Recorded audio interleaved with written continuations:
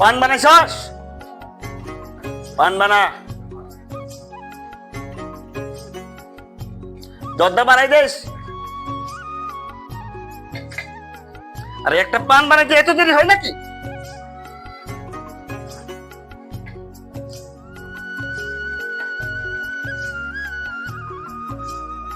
তোরে বহুবার কইছি এই পানের মধ্যে এরকম করে চুনের বুটা দিবি, ঠিক আছে? এটা আলাদা করে আমার হাতে দিবি, তারপরে মনে থাকে যেন।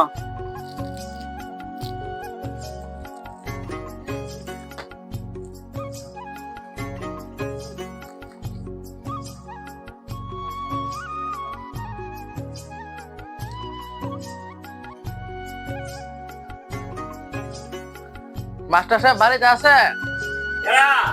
সালাম আলাইকুম মাস্টার সাহেব, আমি ঝন্টু কইতাছি। ওয়ালাইকুম আসসালাম।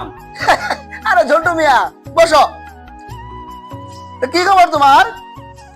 কি আর কমু মাস্টার সাহেব, গরিব মানুষের আবার খবর। ওই যে বাবা মরে যাওয়ার সময় তিনটা জিনিস দিয়ে থেকে গেছিল আমাদের দুই ভাইয়ে। তিনটা জিনিস, একটা হলো গরু, একটা ডাব গাছ, আর একটা কম্বল দিয়ে থেকে গেছিল। আচ্ছা। বাবা জানে। এখন আমার ছোট ভাইটা জানেনি কিরকম বাটপাটা ওই।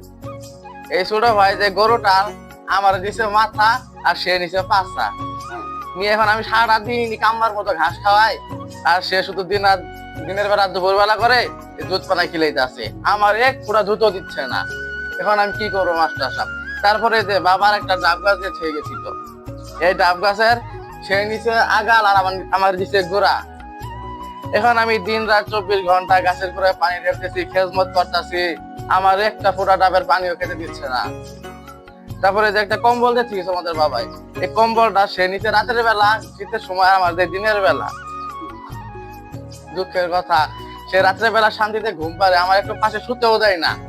আর আমি দিনের বেলায় রোদ্রের ভিতরে কম্বলটা যে করবো রাখি। এবং এর থেকে বাঁচার জন্য একটা বুদ্ধি দেন মাস্টার সাহেব আমার। ও আচ্ছা আচ্ছা, এই কথা। হুম হুম। তো তোমার দুই ভাইয়ের এই মাসে মাসে চান্দে চান্দে শালি দরবার করতে করতে মনে করো আমি এদিকে পেরাশান অবস্থা। তোমার ছোট ভাই আছে এক নম্বর একটা বাট্টার, আর তুমি তো সহজ সরল মানুষ, আর তোমার বাবাও সহজ সরল মানুষই আছিল।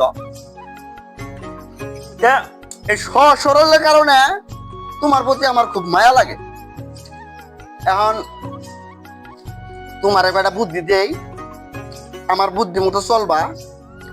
তোমার ছোট ভাইয়ের সাহায্য করতে যা লাগে তাই করবে। তুমি কি কোনো সময় শুনছ যে সাপ মরার আগে সোজা হয়? সাপ কিন্তু মরার পরে ঠিকই সোজা হয়, ঠিক আছে? এইবার তোমার ছোট ভাইয়ের আর ছাড় নাই। এবার আমি যেগুলো কমু এইভাবে তুমি চলবা। তোমারা কি করছো, তোমার বাবে এটা গাই হয়ে গেছে। কারণ গায়ের তুমি কি করো, সামনে দেখালি তুমি ঘাস খিলাও, তোমার বড় ভাই খালি তোমার ছোট ভাই, তাই না? তোমার ছোট ভাই খালি পাঁচাত্তনে খালি দুধ খায়, তাই না? ওর দুধ খাওয়া ভাই করতেছে। যখন ওই গাই পানাবের ববো, তুমি খাই গাড়া নিয়ে যে সামনে মাথার ধরবা বাড়ি, বুঝছো? এখন তখন গাই কি করবো, লাফালাফি শুরু করবো। তখন কি গাই পানাবের দিব? আচ্ছা, তারপরে দেখবা খেলা খেলে জমে। এখন ডাব গাছ, ডাব গাছের তুমি খালি গুড়াত পানি ঢালো আর হে খালি ডাব খা।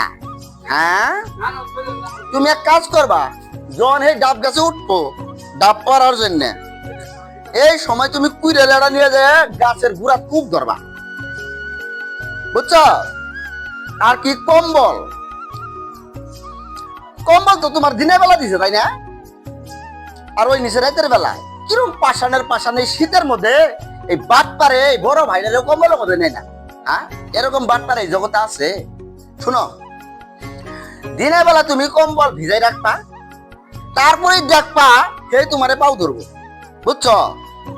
তোমার আর এত বুদ্ধি দিয়ে পারবাম না, আমার কথা মতো চলবা। তারপরে দেখবা যে তোমার ছোট ভাই তোমার কাছে তোমার পাও ধরবো, বুঝছো? ঠিক আছে, যাও তাইলে। হুম।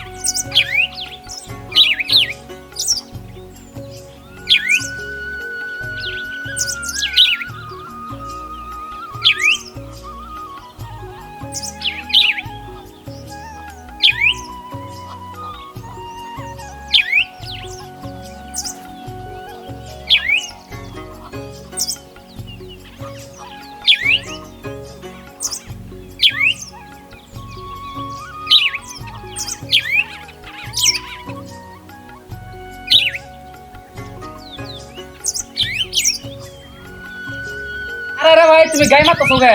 গাই মারো না। আমার গরুর মাথা দিছ, আমার যা মন চাই তাই করমু, তোমার সমস্যাটা কি? আরে ভাই গরু মারো না, তোমার দুধ দেই রা। এর আগে মনে ছিল না?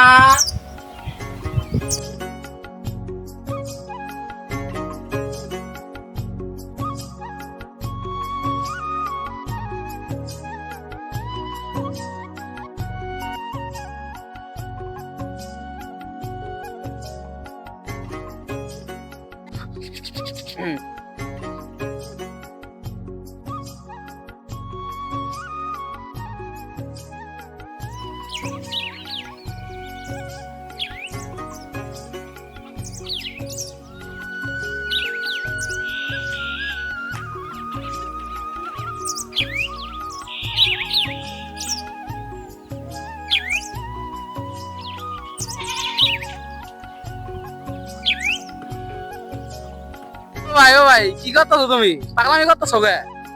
গাছ কাটতেছো গে তুমি? আমি তো পরে যামু গা। আমার গাছের গুড়া, আমার যা মনে তাই করমু, তুই তো আমারে গুড়া দিছ, মনে নাই? ভাই ভাই ভাই ভাই ভাইটা ভালা, গাছ কাটো না, আমি তোমার গাপ দিমনি।